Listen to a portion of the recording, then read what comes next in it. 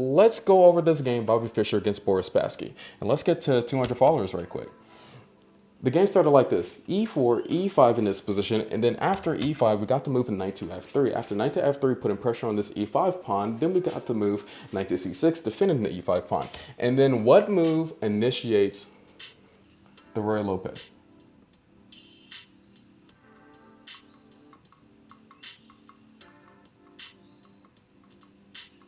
What the? What just happened? What just happened?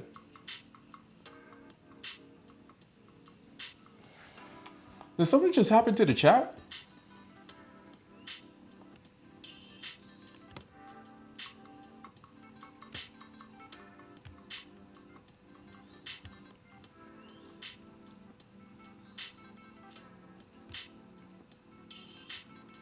Hey, yo, what you just do?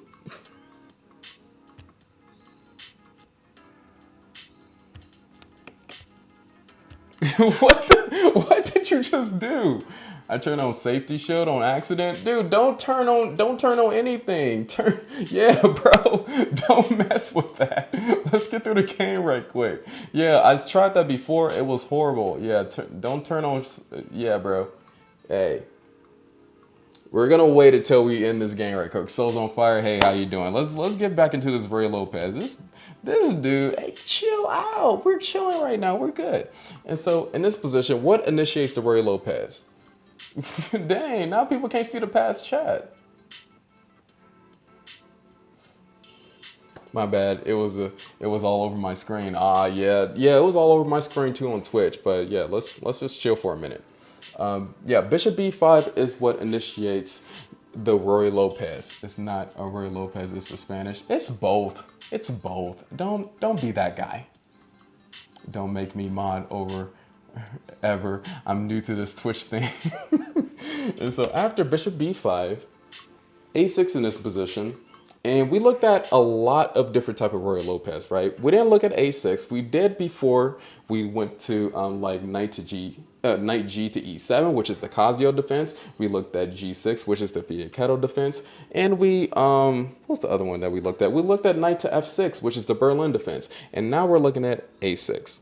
And after A6, which is the Murphy defense, what do you think Bobby Fischer did here? What do you think Bobby Fischer did here in this position?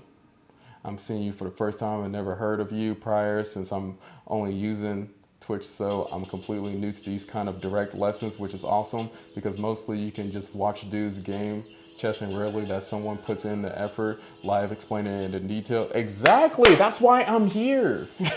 That's exactly why I'm here. What do y'all think that Bobby Fischer did here in this position? Bishop to a4. Bishop to a4 is the main line, but y'all don't know who Bobby Fischer is because Bobby Fischer, he liked going to the exchange variation, which was bishop takes on c6. He liked doing the exchange variation. So both variations are fine. Both variations are good. We're going the Bobby Fischer route, all right? And Mrs. Savage, hey, shout out to you. After bishop takes on c6, d takes on c6, and then we have the move castle kingside in this position. After castle kingside, we have f6, and we're still in opening theory. I almost slipped. We're still in opening theory in this position. Morphy Columbus variation clear. After f6, what do you think Bobby Fischer did next here? And let's get to 200. Let's get to 200 followers. That'll be dope. That'll be really cool. No, I thought he played bishop a4. No, he took the bishop, but I got the moves right in front of me. Why are you questioning me? No, world, you are correct. The next move that he played was d4. After d4 in this position, e takes on d4, knight takes on d4, and then we have the moves c5. After c5 in this position, Bobby Fischer went knight to b3, queen takes on d1, rook takes on d1. Then after rook takes on d1 in this position, we have bishop to g4, attacking our rook on d1, f3, bishop to e6, and now we got a position. Which side would you rather play, the white side or the black side? Dang, bro, you took my mod away because I accidentally touched the. Yes! You had me freaking out, so I had to take it away. Which side would you rather play? Oh, white, black, white, black. Okay. Yeah, are y'all glazing for Bobby Fischer right now? Are y'all glazing? Thought he would play. Yeah, and there's actually another game that I found him playing Bishop takes on C6, which is kind of weird. But yeah, I thought that he would play Bishop A4 too. And so in this game, I would actually play the white pieces too. I think that the white pieces has a little bit more, I don't know, congruent ideas in mind. And so after knight to c3 in this position, bishop to d6, and it actually depends on what type of positions would you rather play. It's all based on your chess personality. So for all the people who likes to double bishops, then you can play the black side. For all the people who rather not have the double pawns on the c file, then you can play the white side.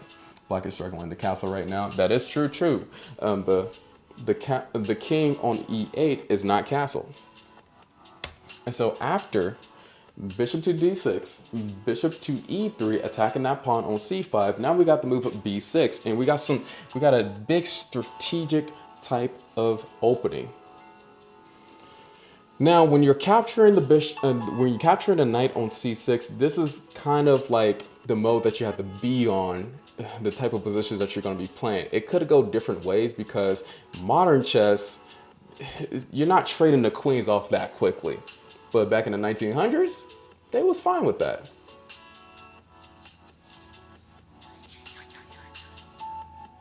Hey, Chessman Rez, calm down. You're spamming the chat, and I'm trying to get through a lesson. Okay, so what is the next move by Bobby Fischer now? Because after the move b6, we have to think of a plan to create weaknesses. How would we create weaknesses in this position? Knight to d5 to try and fork king and rook.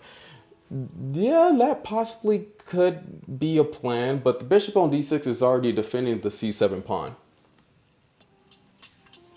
Fork, what's another plan? Bro, just accept you. Okay, one. True. Knight to c1 to make a better knight. Knight to c1.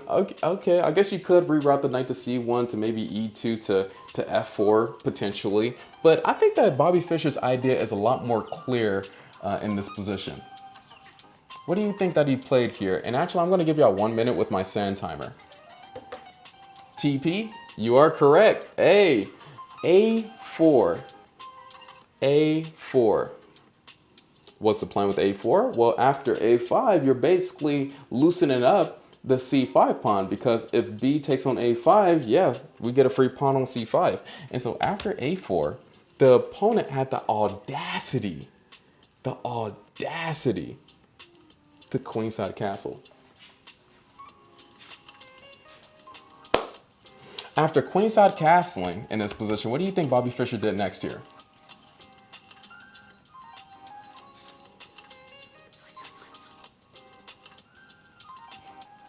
And this is Spassky that we're talking about here. And Pitt Square, hey, you're new.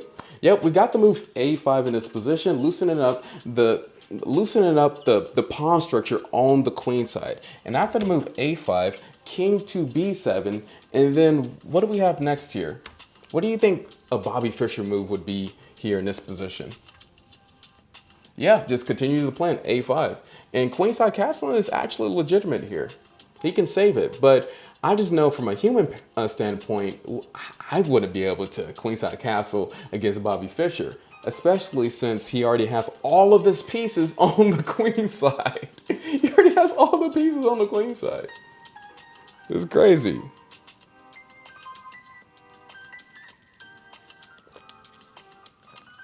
Just take the pawn. Remember, like, grandmasters, they like keeping attention. And if there's already a weakness over there, why not create another weakness somewhere else? Remember, Two weaknesses is better than one weakness. Two weaknesses will always be better than one. Hey, Ice Tip Winter, thank you for the follow. I appreciate it. I see it. Oh my goodness. Knight to a4. Bishop takes on c5. That's a little bit. That might be a little bit out there. That might be a little bit out there. But I'm seeing what you think you're seeing right now. Bishop takes on c5, knight takes on c5, rook takes on d8. Yeah, because that rook is kind of pinning that bishop on d6. So if that bishop moves to like f8, we could take that rook. But if that bishop moves to e7, it's still defending the rook. Knight to a4. Okay, y'all minute is up. Bobby Fischer did the move e5. Even with the queens off the board, Bobby Fischer's presence is still there. He doesn't even have to have a queen to make sure that his presence is known on the board. Because after the move e5, bishop takes on e5, rook takes on d8, and that's a free rook. Because that bishop, like I said, is pinned on that d file. If f takes on e5, which could happen, that's just another weakness that black is going to have to deal with. And plus two, this knight can go to an extra square, knight to e4, which is good for us, which is really good for us. That's an extra square that we can use to our advantage. Grandmasters like maneuvering pieces, and they don't mind giving away pawns if they get new squares to go on. If they get new squares to go to attack that dang king. Chess is all about activity, activity, activity, activity. Whoever has the most activity usually wins the chess game. And so after the move e5, the opponent did bishop to e7, rook takes on d8, and then after rook takes on d8 in this position, we have bishop takes on d8. After bishop takes on d8, what is the next move that Bobby Fischer did here? Yep, GMs are built different. And that's why you have to learn from GMs and study their games. And after you study their games, that will increase your gameplay. Bishop takes on c5. Well, I get your point, because bishop takes on c5, b takes on c5, knight takes on c5, forking the bishop on e6 and the king on b7. That is very smart. And actually, let me just see right quick. And actually, that is a good move that could be played here. You just get an extra pawn. But Bobby Fischer did something else here. No, bishop takes on c5 is good. That's what I said earlier. Yeah, but the thing is, the bishop was on that diagonal earlier, defending that c5 pawn. That's the only big difference. Texas Kid, 44, a takes on b6. Not yet, not yet. I'm gonna give y'all 1 minute. Whoever can figure out this next move, I kind of already gave you a hint with that last speech that I gave you, but I'll just give y'all like 45 more seconds. TP, yep, you are correct. Like I said before, e5 move, sacrifice the pawn to get a new square, and that's exactly what Bobby Fischer did, knight to e4. And after knight to e4, and this move is a lot more powerful, sacrificing our knight instead of our bishop for the pawn here. And after knight to e4, king to c6, and now what happens? Now what happens? What are we doing here? A certain capture that y'all was saying before happens. Chessman Riz, you are correct. And I think beforehand it was, yeah, pit square, you're correct too. A takes on b6. After A takes on b6, C takes on b6. And then what amazing move happens now? And let me just say, Black's position is already busted. It's already busted now. And I think it was busted right when the king went to c6. It's been busted. Right when the king went to c6. Rook to d1. Not that yet. There's actually a fascinating move that happens here. Knight takes on a6. The knight can't take on a6. You mean like knight to a5?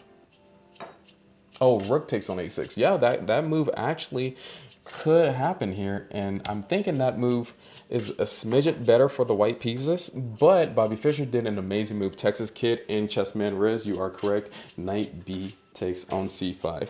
After knight B takes on c5, actually, let me test y'all right quick. What happens if B takes on c5. What happens if the opponent takes on c5 here? What would you do? Rook b, knight takes on, yeah, this is amazing. And this is why Bobby Fischer was the greatest in the 1900s. He was like the greatest chess player in the world. He's the greatest chess player of all time. Yeah, a lot of people's already saying it. Rook takes on a6. Yeah, rook takes on a6, attacking the king. If the king just moves up to b5, we take the bishop on e6. If the king still tries to defend, going to king d7, what happens next? If the king tries to defend, going to king d7, what happens next? Yeah, powerful. Keep the pressure up. Knight to c5. After knight to c5, attacking the king on d7 and the bishop on e6. This is busted. He didn't want to go this route. All right, Boris Spassky was still trying to save the position a little bit, so he didn't take the knight. He didn't take the knight, right? And that was the reason why he didn't take the knight. But instead, he went to bishop to c8. After bishop to c8, which is defending the pieces somewhat, what would you do here next? What would you do here next in this position? Interesting. Yes, yeah, this position is wild. It's crazy.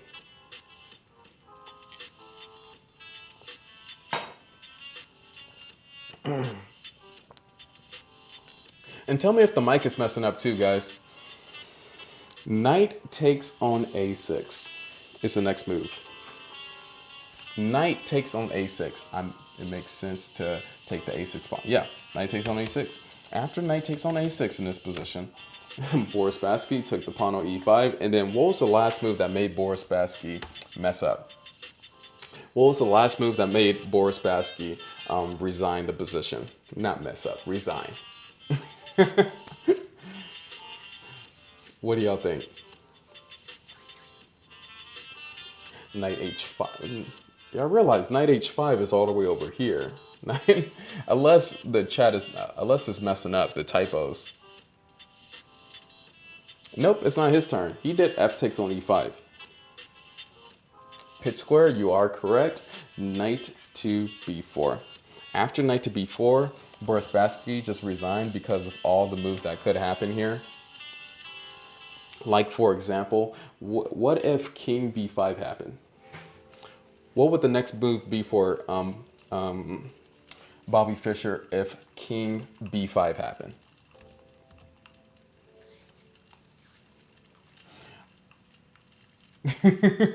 I get you, man. Yeah, h5 was crazy. Yep. Pivori, you are correct. And Nogurul, you are correct. And Pit Square, you're correct too. Knight to d6, forking the king and the bishop on c8. And even if they capture our knight on b4, that's just a winning position altogether. Not only can we just take the bishop on c8, but we're going to be checkmating their king on the b4 square anytime soon.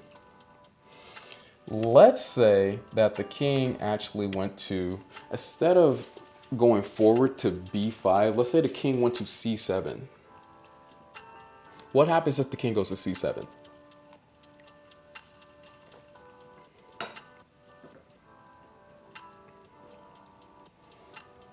Wait a minute.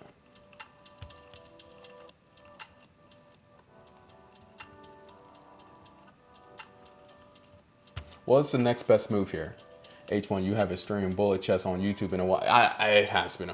I will do it today after I stream on TikTok. Rook a7. Yep. Rook a7. Checking the king. Because if the king goes to b8, what happens? Let me just put that out there. If the king goes to b8, what happens?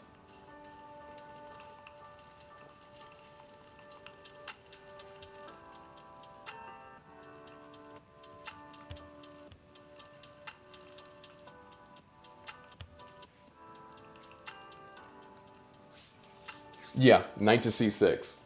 Checkmate, because the knight is defending the rook on a7 and it's checkmate on b8. But there is a secret move that can happen. What would you do after bishop to b7? And this is a sequence of moves that Bobby Fischer had to see in order to go into this type of endgame. What is a secret move here that pretty much demolishes the black pieces?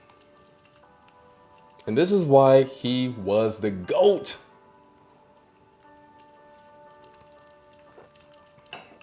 Knight d5. There's a lot of winning moves here. But there is one that is way simpler.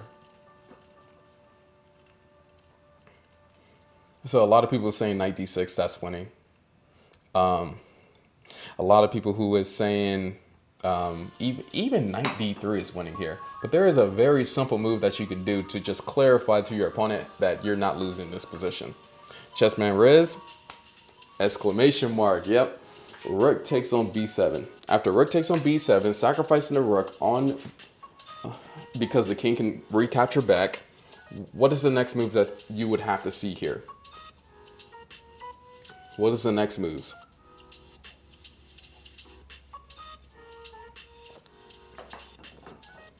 You're on a roll. Let's get somebody else in here. You're on a roll though. TP, Chessman Riz, no gruel. Texas Kid, you are correct. Knight to d6. After knight to d6 in this position and king to c7, what happens next? What happens next? This is already going to be a win for the white pieces, and I'm just showing you the variations of how Bobby Fischer was really smart in calculating, all right? And he calculated all of this, and like I was saying, run TP, knight to f7. And after going to knight to f7, black would have to realize that this rook on h8 is gone. There's nothing happen. This rook, donezo. And then after white captures that rook on h8, who's up in material? Who's up in material? We're up in material because we're gonna have an extra mining piece. And not only that, but we have an extra pawn on the queen side, which can promote in the future. And so Boris Spassky was like, he was like, make sure I didn't break that. I'm done. I'm throwing in the tile. I'm throwing in the towel. It's done. It's over. I'm going against Bobby Fischer.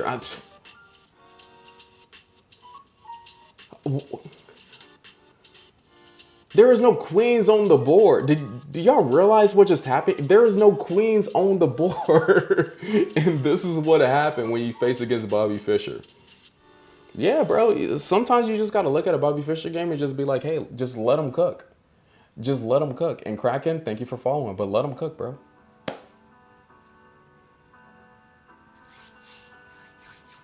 And so, this was a great game. And that was actually the last game I'm going to be going over on Twitch today, Mr. Rage on YT. Thank you for following. And can we get to 200 before I leave right quick? Can we get to 200? That'll be awesome to reach a new Twitch goal.